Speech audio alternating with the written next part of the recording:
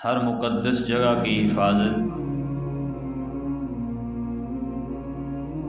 بیت اللہ کی طرح اللہ رب العزت خود کر سکتا ہے۔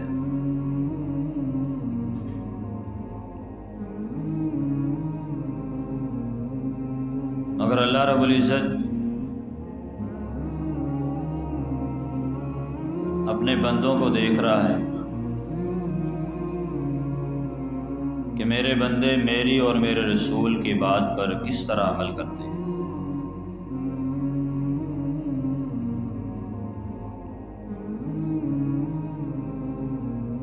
بالکل اسی طرح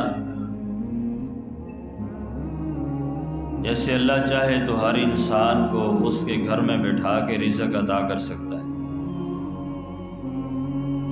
لیکن ہر انسان محنت کرتا ہے، مشقت کرتا ہے، کوشش کرتا ہے کہ اپنا رزق حاصل کرے، کمائے۔ بالکل اسی طرح اللہ رب العزت اس کائنات میں ہر مقدس جگہ کی حفاظت بذات خود اپنی تقدیر کے ساتھ، اپنے علم کے ساتھ، اپنی حاکمیت کے ساتھ کر سکتا ہے۔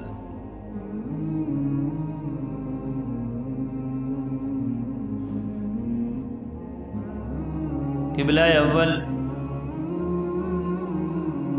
دنیا کائنات میں اللہ رب العزت کا یہ بنایا ہوا دوسرا گھر ہے،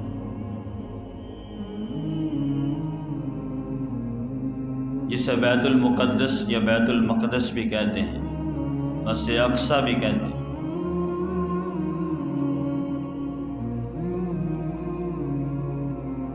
ابو ذر رضی اللہ تعالیٰ عنہ اللہ کے نبی صلی اللہ علیہ وسلم کے پاس آئے اور آ کر سوال کیا کہ ای مسجد وضع فی الارض اول،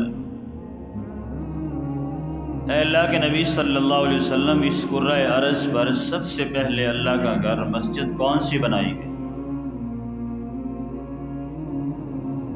رسول مکرم صلی اللہ علیہ وسلم نے فرمایا المسجد الحرام، بیت اللہ کو اس دنیا میں سب سے پہلے تعمیر کیا۔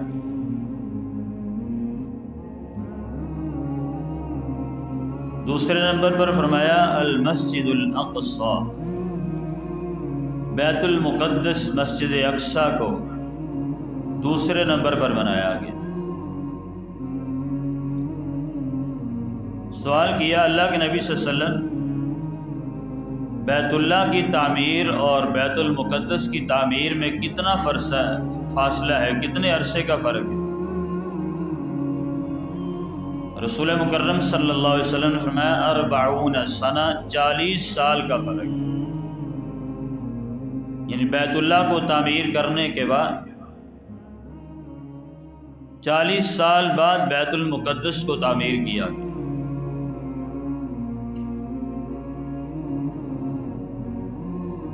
جس طرح بیت اللہ کی حرمت ہے، بیت اللہ کا تقدس ہے، اسی طرح بیت المقدس کا بھی تقدس ہے۔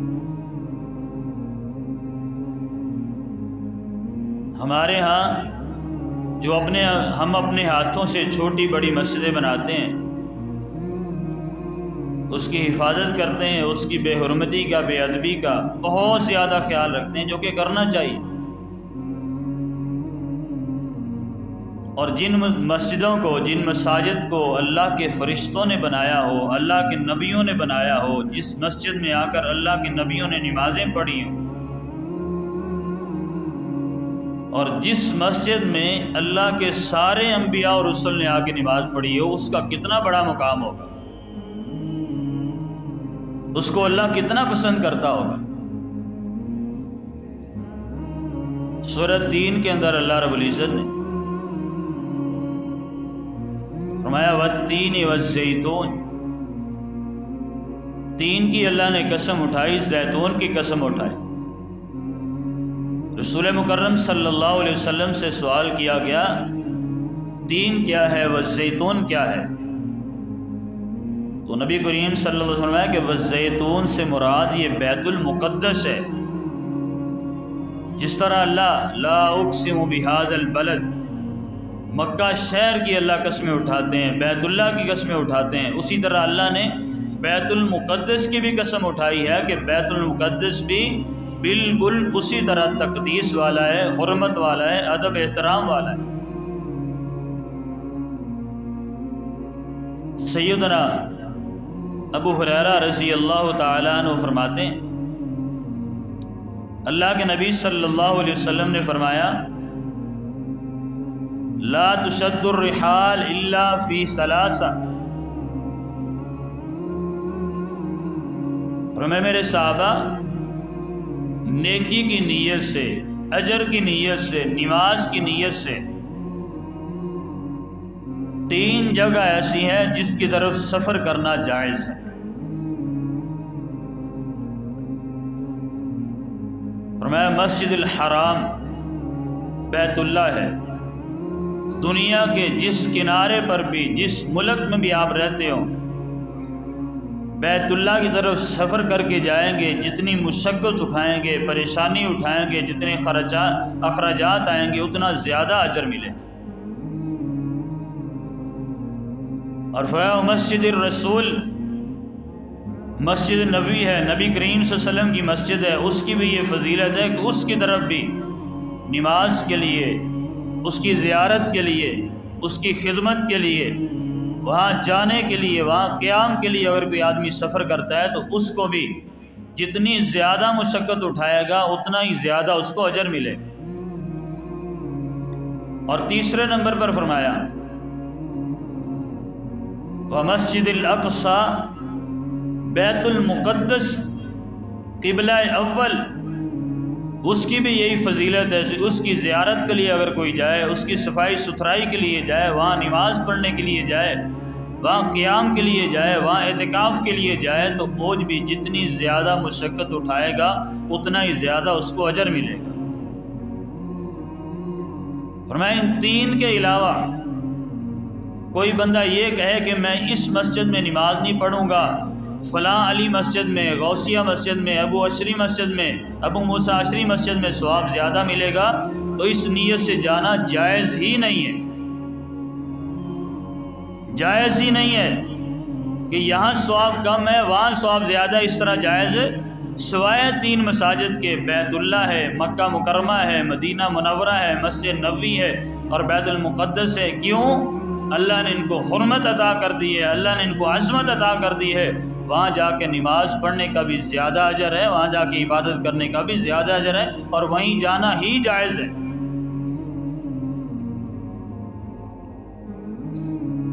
اور بیت المقدس کی پتہ ہے کیا عظمت ہے، کیا شان ہے؟ اس کائنات میں بیت اللہ کی کتنی عظمت ہے، ایک نماز پڑھیں 1,00,000 نماز کا اجر ملتا ہے۔ مسجد نبوی میں ایک نماز پڑھیں 1,000 نماز کا اجر ملتا ہے، لیکن وہاں بھی ان کی عظمت بہت زیادہ ہے، ان کی رفعت بہت زیادہ ہے۔ بیت اللہ کا مقابلہ اس کائنات کی کوئی مسجد نہیں کر سکتی، مسجد نبوی کا مقابلہ بیت اللہ کے علاوہ کوئی مسجد نہیں کر سکتی۔ لیکن بیت المقدس کی عظمت کیا ہے کہ بیت اللہ میں بھی ایک وقت میں سارے انبیاء اور رسل جمع نہیں ہوئے، مسجد نبوی میں بھی ایک وقت میں سارے انبیاء اور رسل جمع نہیں ہوئے۔ اللہ کی یہ شان ہے کہ اللہ رب العزت نے بیت المقدس کو یہ ادب احترام دیا ہے کہ اللہ نے ایک ہی وقت میں اس کائنات کے سارے انبیاء اور رسل کو جمع کر کے نماز نبی کریم صلی اللہ علیہ وسلم کے پیچھے پڑھائی، ایک ہی وقت میں۔ ہمارے ہاں کوئی ہمارے بزرگ آ جائے نا ہمارے گھر میں تو ہم کتنے خوش ہوتے ہیں، کتنا ادب کرتے ہیں، کتنا احترام کرتے ہیں، ہمارا بڑا آیا ہے، ہمارے خاندان کا بڑا ہے، ہمارے علاقے کا بڑا ہے، اس کے لیے ہم نیچے بیٹھ جاتے ہیں، اس پہ اپنے صوفے پہ، کرسی پہ، پلنگ پہ بٹھاتے ہیں، کیوں؟ ہمارا بڑا ہے، عزت کے قابل ہے۔ اور لوگ رشک کرتے ہیں، یار میرے گھر میں فلاں آیا تھا، کہتے ہیں کہ نہیں کہتے؟ میرے گھر میں فلاں آیا تھا، اس نے مجھے عزت بخشی ہے۔ کیا کہنے بیت المقدس کے جس میں ساری کائنات کے انبیاء اور رسل آئے ہوں، اس کی عزت اور عظمت کیسی ہوگی، اس کی شان کیسی ہوگی کہ ایک ہی وقت میں سارے انبیاء آئے ہیں۔ رسول مکرم صلی اللہ علیہ وسلم نے فرمایا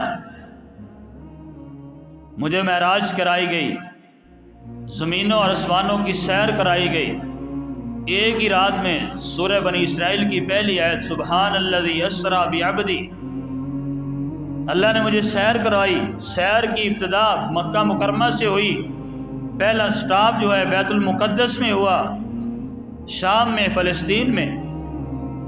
اور میں نے کیا دیکھا کہ جب میں بیت المقدس میں داخل ہوا، براق کو باہر کھڑا کر کے مجھے اتارا گیا، جبریل میرے ساتھ ہیں، 1,24,000 کم و بیش انبیاء سارے صفوں میں کھڑے ہیں.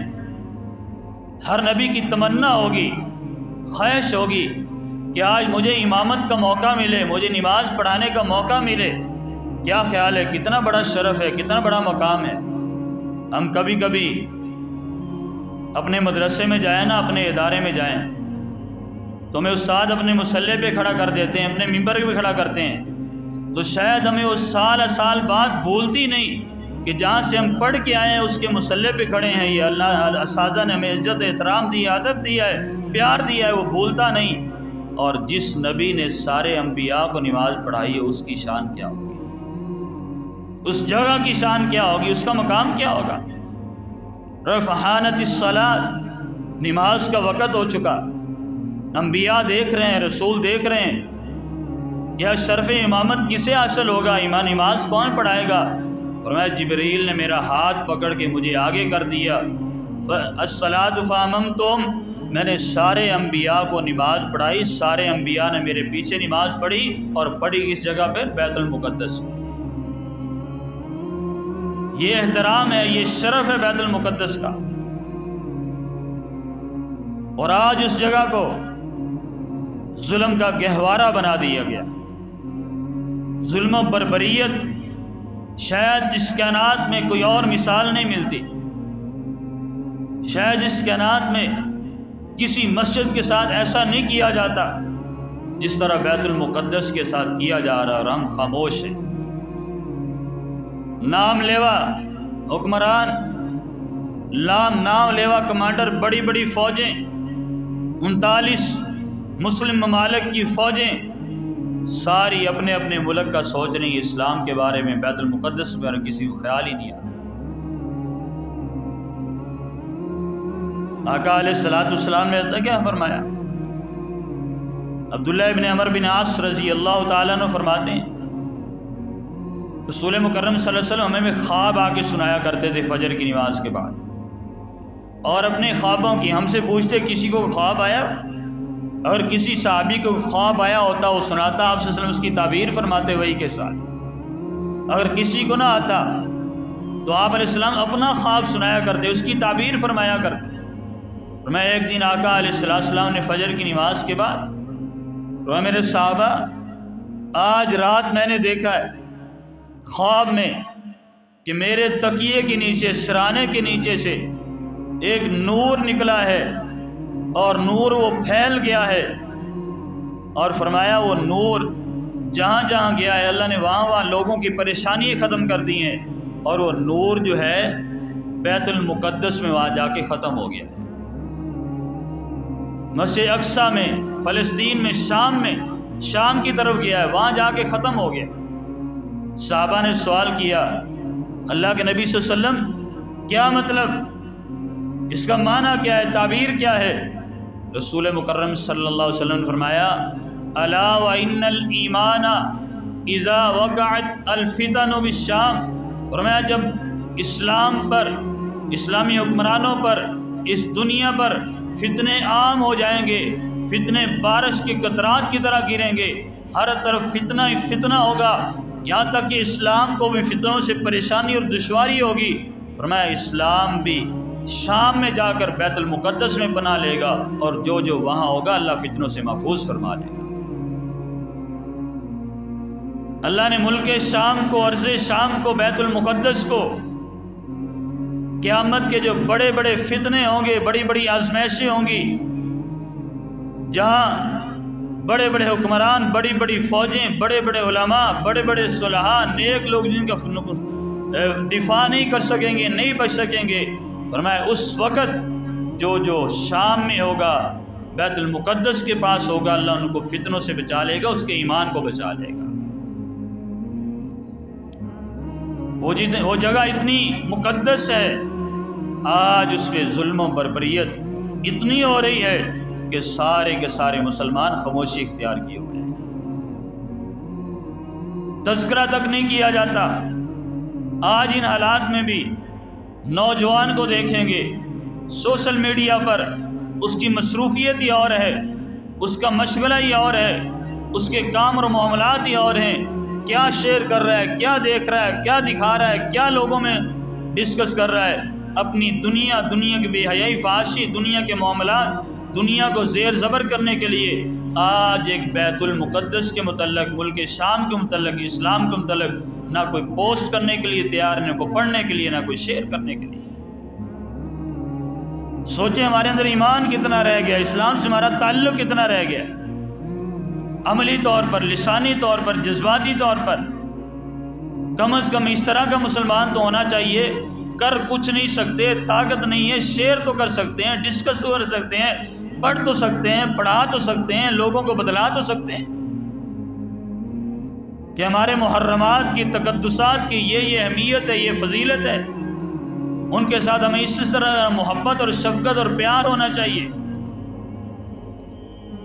عبداللہ بن عمر رضی اللہ تعالیٰ عنہ فرماتے ہیں، صحیح بخاری کی حدیث، آقا علیہ السلام نے فرمایا ایک وقت آئے گا، دجال آئے گا اس دنیا میں، بڑے بڑے فتنے آئیں گے، اور دجال اس دنیا کا سب سے بڑا فتنہ ہوگا، جس کے بعد قیامت قائم ہوگی، جس کے بعد قیامت بالکل قریب آ جائے گی۔ آقا علیہ السلام فرمایا لا یاتی اربعۃ مساجد، 4 ایسی جگہیں ہوں گی، 4 ایسی مسجدیں ہوں گی جہاں دجال داخل نہیں ہو سکے گا۔ جو لوگ ان 4 جگہ میں موجود ہوں گے وہ فتنہ دجال سے محفوظ ہو جائیں گے۔ وہ فتنہ دجال کتنا بڑا ظالم اور بڑا فتنہ ہوگا کہ اپنے آپ کو رب کہلوائے گا، اپنے آپ کو اللہ نے اس کو طاقت اور ہمت دی ہوگی، وہ اللہ کی صفات سامنے رکھ کر یعنی ایسے ایسے کام کرے گا جو لوگ مجبور ہو جائیں گے، اسے نعوذ باللہ رب کہیں گے، اس کی جنت میں داخل ہوں گے۔ آقا علیہ السلام نے فرمایا جو دجال کی جنت ہوگی حقیقت میں وہ جہنم ہوگی۔ جو فتنہ دجال میں گھیرا گیا وہ گویا کہ اس کی جنت میں جائے گا، وہ حقیقی جہنم میں جائے گا، اس کی دنیا و آخرت تباہ و برباد ہو جائے گی۔ اور ساتھ فرمایا لا یاتی اربعۃ مساجد، 4 مسجدیں ایسی ہیں جہاں دجال نہیں داخل ہو سکے گا، دجال کا فتنہ داخل نہیں ہو سکے گا، جہاں دجال کا ظلم و بربریت نہیں جا سکے گی۔ وہ کون سی جگہ ہے؟ فذکر المسجد الحرام، بیت اللہ کا نام لیا، اور مسجد الاقصی، اور فرمایا مسجد اقصی بیت المقدس ہے۔ دوسرے نمبر پر بیت المقدس کا نام لیا کہ جو لوگ بیت المقدس میں ہوں گے، ملک شام میں ہوں گے، بیت المقدس کے پاس ہوں گے یا اندر ہوں گے، وہ بھی فتنہ دجال سے محفوظ ہو جائیں گے۔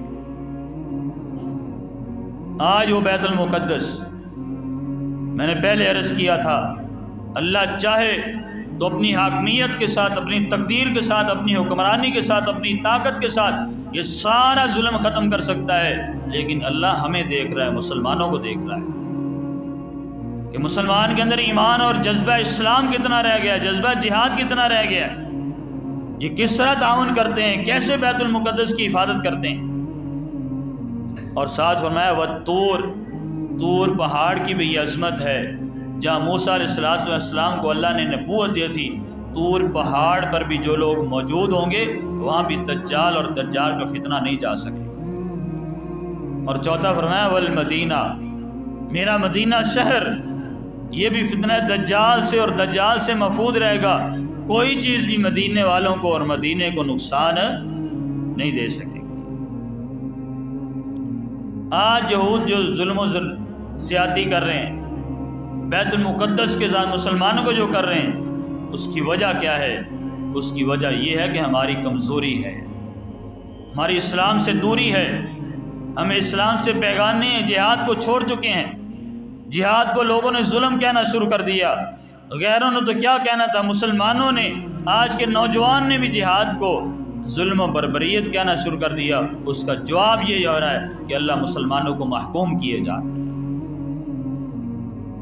صحیح مسلم کی حدیث، آقا علیہ الصلوۃ والسلام نے فرمایا دجال آئے گا، دجال کو عیسیٰ علیہ الصلوۃ والسلام قتل کریں گے، اسے جہنم واصل کریں گے، اور ساتھ فرمایا اسے جہنم واصل کہاں کیا جائے گا، اسے قتل کہاں کیا جائے گا؟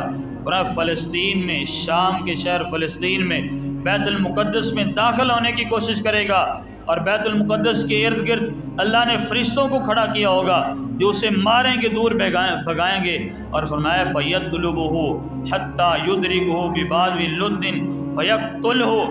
باب لد ہے، آج بھی وہ دروازہ موجود ہے جہاں اللہ رب العزت نبی صلی اللہ علیہ وسلم نے فرمایا کہ باب لد کے پاس، لد دروازے کے پاس دجال کو قتل کیا جائے گا، اسے تباہ و برباد کیا جائے گا، اور ساتھ فرمایا آج آپ کو پتہ ہے، کبھی پڑھا کریں، سنا کریں، میڈیا پہ دیکھا کریں کہ اس دنیا کی یہودیت نے اپنی طاقت کو استعمال کر کے یہود و نصارہ کو بیت المقدس میں، اس کے قریب اور فلسطین میں وہاں رہائشیں دی جا رہی ہیں، مقیم کیا جا رہا ہے، ان کو وہاں آباد کیا جا رہا ہے۔ کیوں؟ وہ یہ سمجھتے ہیں کہ ہم دجال کے ساتھ مل کر نعوذ باللہ من ذالک بیت اللہ کو، بیت المقدس کو شہید کریں گے اور مسلمانوں پہ ظلم کرتے رہیں گے، قیامت تک ہمیں کوئی پوچھنے والا نہیں ہوگا۔ یہ تو ان کی خام خیالی ہے، ان کے خواب ہیں۔ وَمَكَرُوا وَمَكَرَ اللَّهُ، ہوتا تو وہ جو میرا رب کرنا چاہتا ہے۔ تدبیریں تو سارے کرتے ہیں، خیالی پلاؤ تو سارے پکاتے ہیں، لیکن حقیقت کیا ہوتی ہے؟ جو میرا رب کرنا چاہتا ہے وہی ہوتا ہے۔ آقا علیہ السلام نے فرمایا یہودی بڑے ہوں گے وہاں، عیسیٰ علیہ السلام کے ساتھ مل کر مسلمان جہاد کریں گے، دجال کو قتل کریں گے، اور دجال کے ساتھ یہودیوں کو بھی قتل کریں گے۔ گویا کہ آقا علیہ السلام کی حدیث نے بتلا دیا کہ یہودی وہاں آباد ہوں گے، اور آج آباد ہو رہے ہیں۔ پوری دنیا کی یہودیت ساری تیاری بیت المقدس کے پاس کر رہے ہیں، اور اتنے زیادہ یہود کو وہاں آباد کر رہے ہیں۔ وجہ نبی کا نعوذ باللہ مقابلہ کرنے کے لیے، اسلام کا مقابلہ کرنے کے لیے۔ تو آقا علیہ السلام نے کیا فرمایا؟ رب کا کوئی مقابلہ کر سکتا ہے؟ نبی کا کوئی مقابلہ کر سکتا ہے؟ نبی کے مقابلے میں آنے والا، رب کے مقابلے میں آنے والا، وہ ہمیشہ ذلیل و رسوا ہوتا رہے گا، قیامت تک ہوتا رہے گا۔ اور میں یہودیوں کے خلاف عیسیٰ علیہ السلام جہاد کر رہے ہوں گے، قتال کر رہے ہوں گے، یہودیوں کو، دجال کو قتل کر رہے ہوں گے۔ فرمایا یہودی جو ہیں وہ پتھروں کے پیچھے چھپیں گے، درختوں کے پیچھے نہیں چھپیں گے۔ اور بڑی بات آپ پڑھیں، میڈیا پہ دیکھیں، وہاں بہت زیادہ درخت لگائے جا رہے ہیں۔ ایک درخت ہے جو جہنمی درخت جسے کہا جاتا ہے، جو مسلمانوں کی مخالفت کرے گا۔ آقا علیہ السلام نے فرمایا کہ اس وقت ہر درخت بولے گا، ہر حجر بولے گا، ہر شجر بولے گا، وہ ہر پتھر بول کے گئے گا، حتیٰ یقول الحجر وراء الیہودی یا مسلم ھذا یہودی ورائی فاقتلہ۔ آقا علیہ السلام کی پیاری زبان سے الفاظ نکلے، فرمایا میرے صحابہ جب عیسیٰ علیہ السلام اور عیسیٰ علیہ السلام کے ساتھ مل کر مسلمان جہاد کر رہے ہوں گے، یہودی پتھروں کے پیچھے چھپیں گے، پتھر بول کے کہے گا، اللہ زبان دے گا، کہے گا یا مسلم، اے مسلمان جہاد کرنے والے، میرے پیچھے یہودی چھپا، اس کو قتل کر، اور مسلمان اسے قتل کرے گا۔ فرمایا درخت بھی بولیں گے۔ ایک درخت ایسا ہے جس کا نام میرے ذہن سے ابھی نکل گیا، وہ درخت جو ہے وہ یہود سے منافق کہا جاتا ہے، وہ جہنمی درخت ہے، وہ درخت نہیں بولے گا، وہ یہودی کو اپنے پیچھے چھپا لے گا۔ اور آج دنیا کی یہودیت وہ درخت، بہت زیادہ درخت ملک شام میں لگا رہے ہیں، یعنی وہ تیاری کر رہے ہیں اسلام کے خلاف، عیسیٰ علیہ السلام کے خلاف جہاد کرنے کے لیے، مسلمانوں کے خلاف، بیت المقدس کے خلاف، اور مسلمان خاموشی سے بیٹھے ہوئے ہیں۔ ہماری کیا تیاری ہے؟ آج ہماری تیاری تو اتنی بھی نہیں ہے۔ ہم میں سے ہر آدمی سوچے، اپنے سینے پہ ہاتھ رکھ کے سوچیں، فیصلہ کریں، ہم میں سے کتنے لوگوں نے آج مسلمانوں کے لیے دعائیں کی ہیں، بیت المقدس کے لیے دعائیں کی ہیں، فلسطینیوں کے لیے کسی نے دعا کی ہے؟ شاید 100 میں سے 2-4% ہو جنہوں نے دعا کی۔ ہم دعا بھی نہیں کر سکتے، ہم کرتے کیا ہیں؟ ہمارا تعلق کیسا ہے اسلام کے ساتھ، بیت المقدس کے ساتھ، جس جگہ پہ سارے انبیاء نے نماز پڑھی، ہم نے اسے ایسے بلا دیا۔ اللہ نے قرآن کے اندر کیا فرمایا؟ آج مسلمان یہودیت کو، یہودی کو کاپی کرتا ہے، ہر معاملے میں اب اس کا چال ڈال دیکھ لیں، اٹھنا بیٹھنا دیکھ لیں، لباس دیکھ لیں، اپنا گھر بار دیکھ لیں، اپنی تعلیم دیکھ لیں۔ الغرض دنیا کا کوئی بھی معاملہ، مسلمان کا اٹھنا بیٹھنا، پورے شب و روز دیکھ لیں، ایک ایک چیز میں یہودی کو مشابہت اختیار کرتا ہے، اور یہودی کے ساتھ دوستی اور یاری ہے کہ اس کے بغیر ہمارا گزارا نہیں۔ اللہ کی قسم، یہودی کبھی بھی خیر خواہ، جو نبیوں کا خیر خواہ نہیں، ہمارا خیر خواہ ہوگا۔ امام الانبیاء نبی کریم صلی اللہ علیہ وسلم کی مخالفت کرتے رہے، منافقت کرتے ہو، ہمارے خیر خواہ کیسے ہو سکتے ہیں؟ اللہ نے قرآن میں کیا فرمایا؟ لَتَجِدَنَّ أَشَدَّ النَّاسِ عَدَاوَةً لِّلَّذِينَ آمَنُوا الْيَهُودَ وَالَّذِينَ أَشْرَكُوا۔ میں یاد رکھو تم کبھی بھی یہودیوں کو، عیسائیوں کو راضی نہیں کر سکتے۔ جو رب کو ناراض کرتے ہیں تم انہیں راضی کر لو گے؟ جو رب کی مخالفت کرتے ہو، انبیاء کی مخالفت کرتے ہو، رب کا مقابلہ کرنا چاہیں، انبیاء کا مقابلہ کرنا چاہیں، جنہوں نے انبیاء کو قتل اور شہید کیا، جنہوں نے انبیاء کے صحابہ کو شہید کیا، ان کو آپ رضا اور میں راضی کر لیں گے؟ تم جتنے بھی محبت کرنے والے بن جاؤ، وہ ہمیشہ مسلمانوں کے اسلام کی مخالفت میں شدت اختیار کریں گے۔ اور قرآن کے دوسرے مقام پہ اللہ کیا فرماتے ہیں؟ وَلَن تَرْضَىٰ عَنْكَ الْيَهُودُ وَلَا النَّصَارَىٰ حَتَّىٰ تَتَّبِعَ مِلَّتَهُمْ۔ تم سارے مل کے، سارے مسلمان مل کے ان کی پیروی کیا ہے؟ ان کے اسلام کو بھی قبول کر لو۔ وَلَن تَرْضَىٰ، وہ تم سے پھر بھی راضی نہیں ہوں گے۔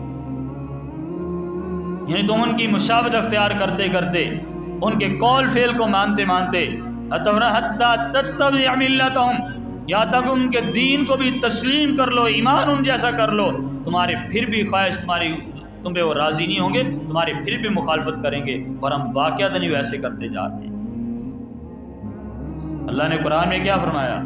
وَاتَّقُوا فِتْنَةً لَا تُصِيبَنَّ الَّذِينَ ظَلَمُوا مِنكُمْ خَاصَّةً، کہ فتنوں سے بچ جاؤ۔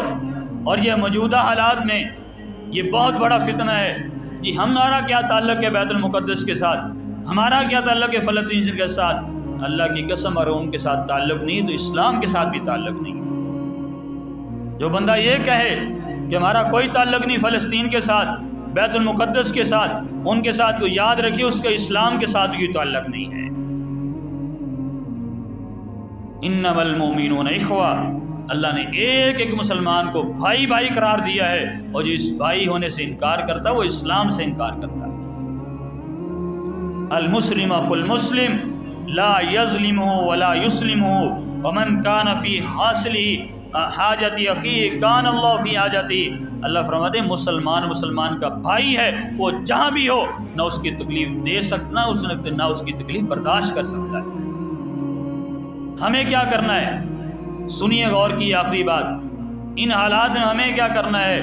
ہم ہر وہ کام کریں گے جس کی وجہ سے ہمارا ان کے ساتھ تعاون ہو سکے، دعا کے ذریعے، نمازوں کے ذریعے، صدقہ و خیرات کے ذریعے، التجاؤں کے ذریعے جو تعاون کر سکتے ہیں۔ ایک بھائی سوال کر رہے تھے، پوچھ رہے تھے کہ ہم کس پہ اعتماد کریں، کس طرح تعاون کریں؟ یاد رکھیے، ہر وہ تنظیم، ہر وہ آدمی جو آپ کو مخلص نظر آتا ہے، اچھا نظر آتا ہے، آپ کی نظر میں آپ کو محسوس ہوتا ہے یار یہ تنظیم، یہ ادارہ، یہ لوگ ہمارا تعاون وہاں تک پہنچائیں گے، ضرور کریں، اپنی طاقت استطاعت سے بڑھ کے کریں، باقی معاملہ اللہ پہ چھوڑ دیں۔ اللہ تو ہمارے عمل کو دیکھنا چاہتا ہے، مدد تو اصل اللہ نے کرنی ہے۔ یہ جنگیں پیسے سے نہیں جیتی جاتی ہے، اللہ کی مدد اور نصرت سے جیتی جاتی ہے۔ ہم نے اپنے حساب سے، اپنی طاقت سے جو ہمیں مناسب لگتا ہے ہم دعا بھی کریں، ہم ریلی میں بھی شامل ہو، ہم جلسے جلوس میں بھی شامل ہو، جو تحریک، جو جماعت ان کے لیے دعا کر رہی ہے ان کی دعا میں شامل ہوں، ان کے لیے جلوس نکالتی ہے اس میں شامل ہوں، ان کے لیے جلسہ کرتی ہے، دعائیں کرتی ہے، تعاون کرتی ہے، اپنی استطاعت سے ان کے ساتھ شامل ہو جائیں، باقی معاملہ اللہ پہ چھوڑیں۔ اگر کوئی غلط کرے گا، کوئی کھا جائے گا، کوئی نقصان دے گا، وہ جانے، اس کا رب جانے، ہمارے ایمان کو تو اللہ دیکھ رہا ہے نا، ہماری محبت کو تو اللہ دیکھ رہا ہے۔ ہم نے اللہ کے لیے کرنا ہے، جب اللہ کے لیے کرنا ہے تو پھر بندوں کو نہیں دیکھا جاتا، اپنی استطاعت اور عمل کیا جاتا ہے، تعاون کیا جاتا ہے۔ دعائیں جو کچھ ہو سکتا ہے، نبی کریم سے فرمایا کہ جب تم اپنے بھائی کی مدد کرو گے اللہ تمہاری مدد کرے گا، اللہ تمہاری مدد کرے گا۔ تو ہم ہر لحاظ سے جہاں جس کو نظر آئے کہ کوئی تنظیم اس کے لیے احتجاج کر رہی ہے، جو جلسہ کر رہی ہے، جلوس کر رہی ہے، تعاون اکٹھا کر رہی ہے، مل جائیں بغیر کسی اختلاف کے، بغیر کسی جانچ پڑتال کے، اللہ کے لیے کرنا ہے۔ جب اللہ کے لیے کرنا ہے تو اللہ ان کو کامیابی بھی دے گا، اللہ ان کو نجات بھی دے گا، اللہ اپنی مدد بھی نازل کرے گا، اور اللہ ہمارے ٹوٹے پھوٹے عمل کو بھی اللہ قبول کرے گا۔ اللہ سے دعا ہے اللہ عمل کی توفیق عطا فرمائے۔ اقول قولی ھذا استغفر اللہ لی ولکم۔